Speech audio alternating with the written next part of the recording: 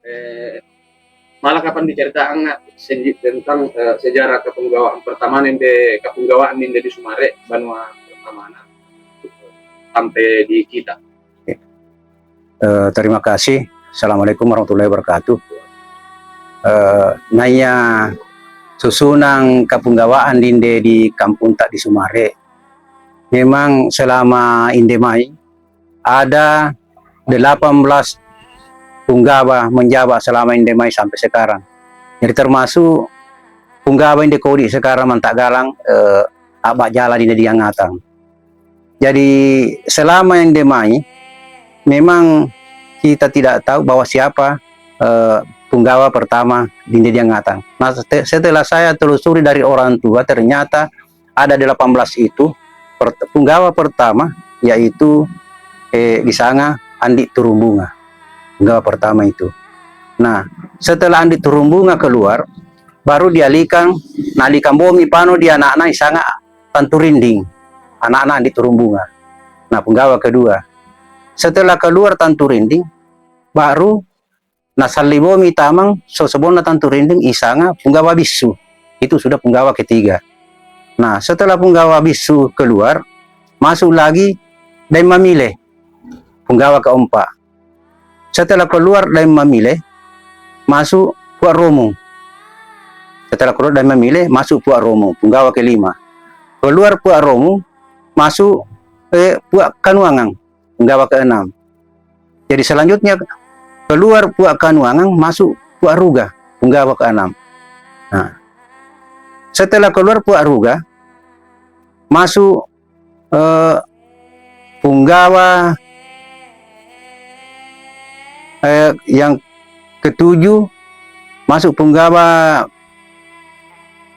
Wedena, punggawa tujuh. Nah, setelah keluar Wedena, masuk Puak Tolombang, punggawa ke-8. Dan selanjutnya keluar Puak Tolombang, masuk Puak Rugaya. Setelah keluar Puak Rugaya, masuk lagi Pak Rumisi. Tidak sampai 1 bulan menjabat Pak Rumisi, punggawa Rumisi, maka napa balik bomi pano membalik di Puak Rugaya. Jadi Puak Rugaya menjabat 2 kali. Setelah di Puak Rugaya lagi kembali, ya waktu berjalan umur sudah tua, fisik sudah berkurang, maka dialihkan ke nenek saya lagi, perempuan, anu Mampadiang Puiku. Nah, setelah di nenekku Toba ini, waktu berjalan maka nenekku nanapan di anak-anak yang di Puiku mantak galang kapunggawaan anu 12 itu. Nah, setelah di Puiku, masa itu indo lain di Puiku akato napogau, nah alihkan tewon nih, karena memang begitu. Kalau sudah lama-lama di situ baru artinya ada kesibukannya sudah tidak nyambung lagi, misalnya tidak mampu, maka dialihkan lagi ke lain, diadakan pelantikan, dilantik Mesa Karambu pada waktu itu, kalau tidak salah tahun 67 diadakan pelantikan itu, Mesawi dia bakar Karambu, nah hadiri Maradika memujuk pelantikan, nah dilantik dia keluar, Yana Pano di Kulaeng, kurang lebih 2 tahun di Kulaeng, maka karena tidak mampu juga dikasih kembali lagi di orang tua saya di Pueku, membalik boh, jadi 2 kali menjawab saya punya orang tua. Nah, setelah di orang tua saya tahun 86, karena ya namanya umur sudah tua, fisik sudah berkurang, sudah tidak mampu lagi, maka dialihkan ke kemanakannya di Hasanuddin, desa tua istilahnya kemarin dulu itu Hasanuddin dialihkan. Nah, lama di Hasanuddin juga. Setelah dia Hasanuddin lama, fisik juga sudah berkurang, sudah tidak mampu lagi. Nah, alih kami pano di Umar. Nah, alih kami di Umar. Nah, setelah di Umar, biar tahun 2015 dia akan pelantikan. Nah, alih kami pano di Pak Saleh. Nah, nyalakan Pak Saleh. Nah, setelah di Pak Saleh, kurang lebih juga 2 tahun menjawab Pak Saleh, maka dikembalikan lagi karena tidak mampu fisiknya juga, karena sudah orang tua semua ini, dikembalikan lagi ke Umar. Jadi 2 kali juga menjawab kapunggawaan Pak Umar gitu. Nah, setelah di Pak Umar, maka kata Warbaraka melimbowomi, karena yang begitu setiap itu ada pengalihan, itu tidak dialihkan seperti apa saja, tapi diadakan lagi melimbo di kampung, bahwa kita melimbo kira-kira di mana cocoknya pasnya ini untuk dialihkan lagi ke situ. Nah, pada waktu itu saya ditawari 1 kali untuk datang untuk saya menjawab di sini. Sampai 2 kali, ketiga kalinya saya sudah terima.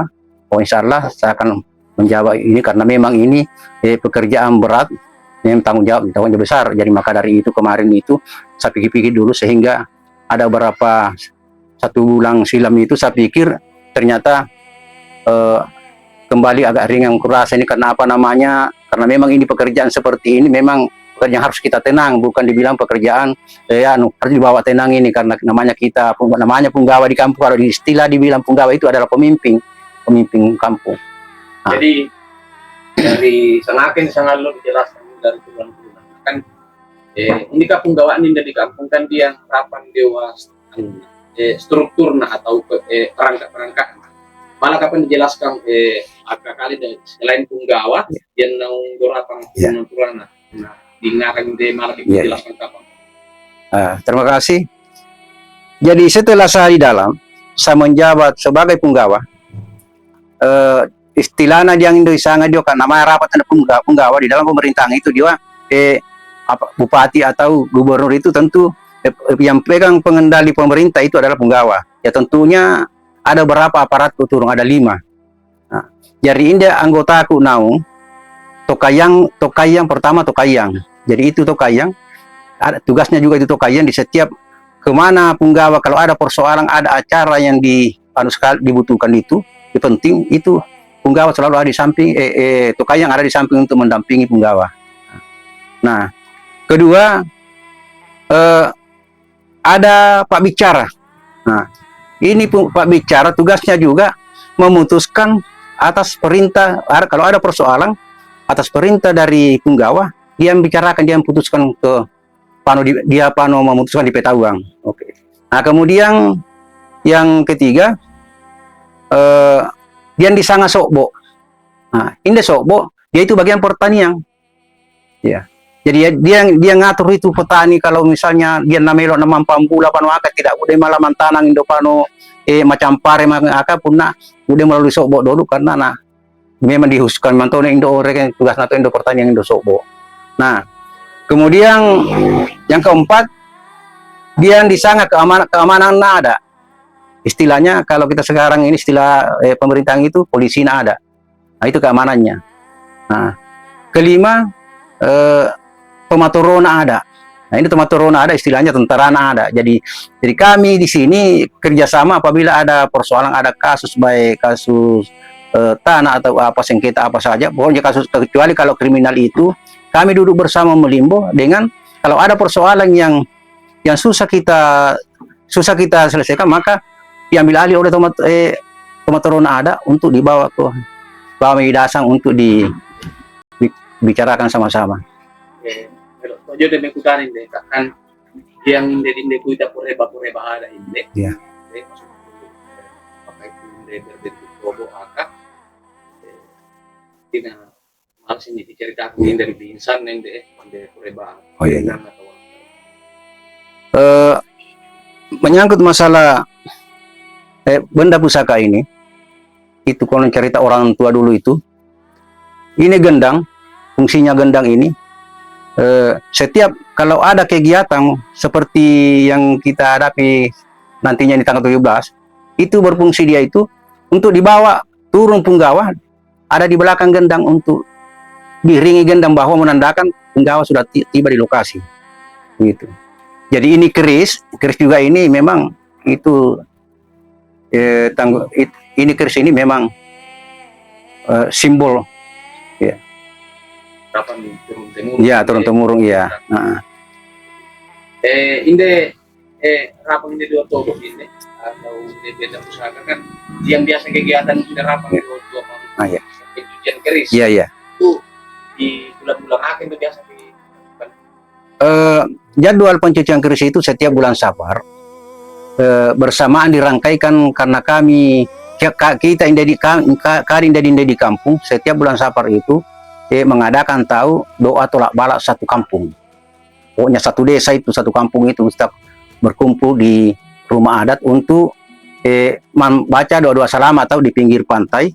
Nah, setelah itu baru setelah acara di pinggir pantai doa tolak bala, maka para pemangku adat, tokoh agama, tokoh masyarakat kembali ke rumah, membalik taman di dasar Napunggawa untuk mencuci, mensosor manurung.